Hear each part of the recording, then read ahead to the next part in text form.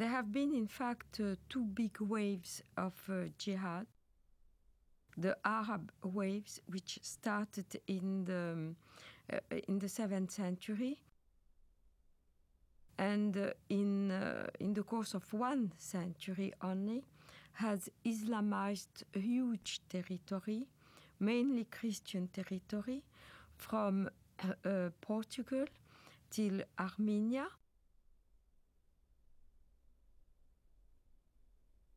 But also Islamized Persia, which was not Christian, mainly Zoroastrian, except for Iraq, which was mainly Christian in the north and Jewish and Christian in the south.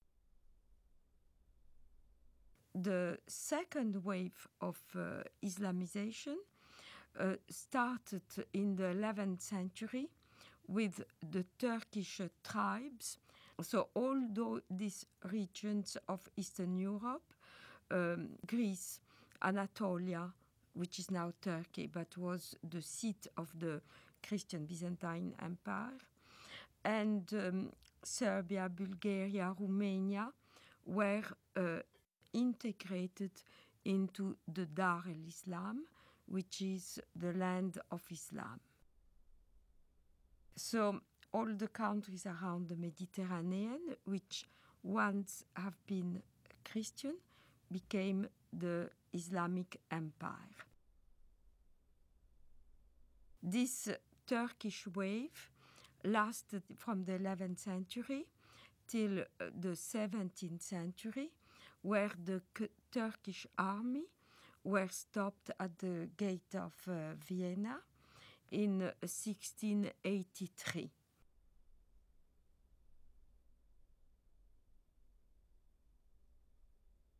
The Crusades are not understood in the Muslim world today very differently to the way they are understood in the Western academia and in the discourse of the Western elite class. Both talk of the Crusades as an aggressive war of conquest by Christian Europe against peaceful, innocent Muslims. One may ask, however, what were those Muslims doing in the Holy Land in the first place? Well, what happened is that Muhammad and his successors waged a series of wars of conquest, and in one such onslaught, in the 4th decade of the 7th century, the Holy Land, Palestine, Israel, was conquered by Muslims. And so when Seljuk Turks started interfering with the ability of Christian pilgrims to go to the Holy Land, to go to Jerusalem, and when their physical safety was no longer guaranteed, the Western Christians acted not only as reconquerors of a land that had been once theirs, they also acted as, quite rightly one might say, protectors of their holy places. Now, a defensive war in the case of the Muslims is even a war of conquest because they're obligated to spread Islam. But a land which had once been Muslim, in particular, must be reconquered, and the jihad is the rightful name of that war of reconquest. So they could never accept the Crusader states in Antiochia and Jerusalem because they were Dar ul-Harb reinstated into Dar ul-Islam. And this is a contemporary aspect of the Israeli-Palestinian conflict, of which many Westerners are not fully aware.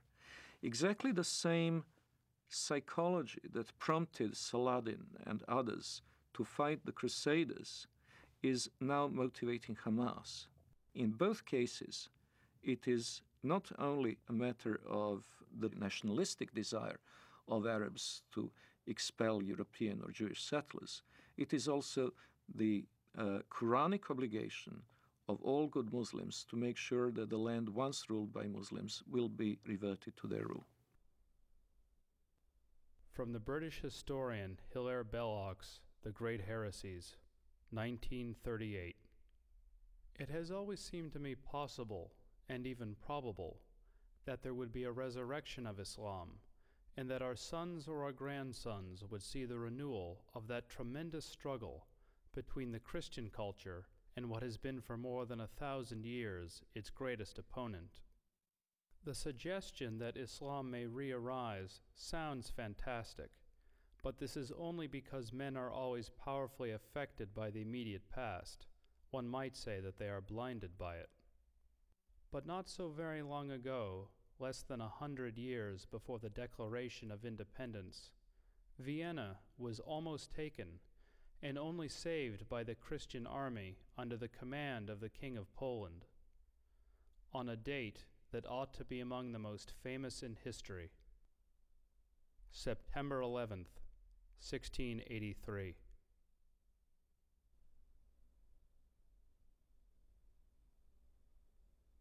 On September 11th, 1683, the siege of Vienna was broken. That was the high point of Islamic Jihad expansion into Europe. After that, Islam went into decline, and the Islamic world was colonized and in a drastically weakened state. It seems very likely, almost certain as far as I'm concerned, that Osama bin Laden chose September 11th in 2001 to signal that the decline of the Islamic world was over and that the jihadists were back and were going to pick up where they left off in Vienna in 1683. If we look at the tectonic plates between Islamic world and non-Islamic world today, we notice something very interesting, that even very diverse Muslim societies, which cannot be easily branded under one civilizational label, have something in common, and it is the tendency to be in conflict with their neighbors. If we look at the extreme southeastern outreach of Islam, we see East Timor, where Indonesian Muslims slaughtered a third of the population of this former Portuguese colony, who are, by the way, Roman Catholics. In southern Philippines, we see an extremely violent Islamic rebellion, which has been simmering and becoming more or less violent for years. In Indonesia itself, we had religious conflict in the Spice Islands, where the beleaguered Christian minority is in danger of extinction. We have very active Islamic movements, both in Thailand and in China, in Xinjiang.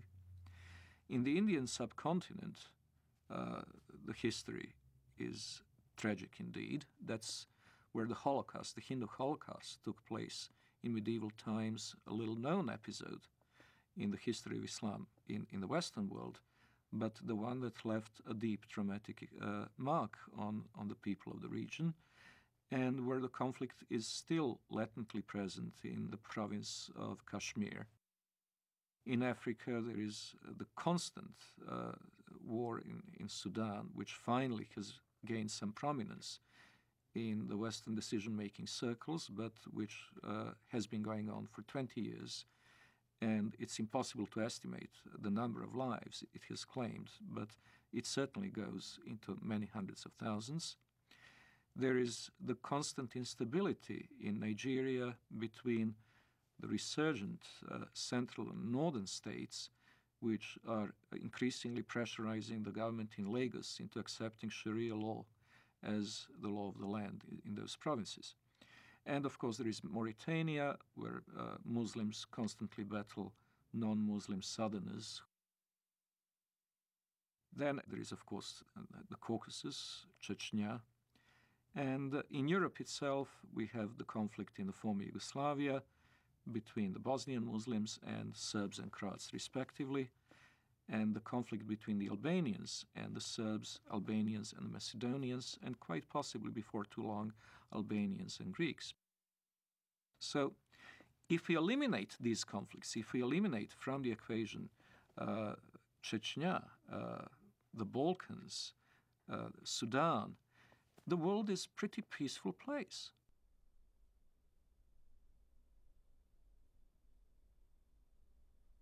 If we eliminate from the terrorist equation, terrorist acts carried out by the Muslims over the past 5 years, we would come to realize that the war on terror is unnecessary because terror is not a very big problem.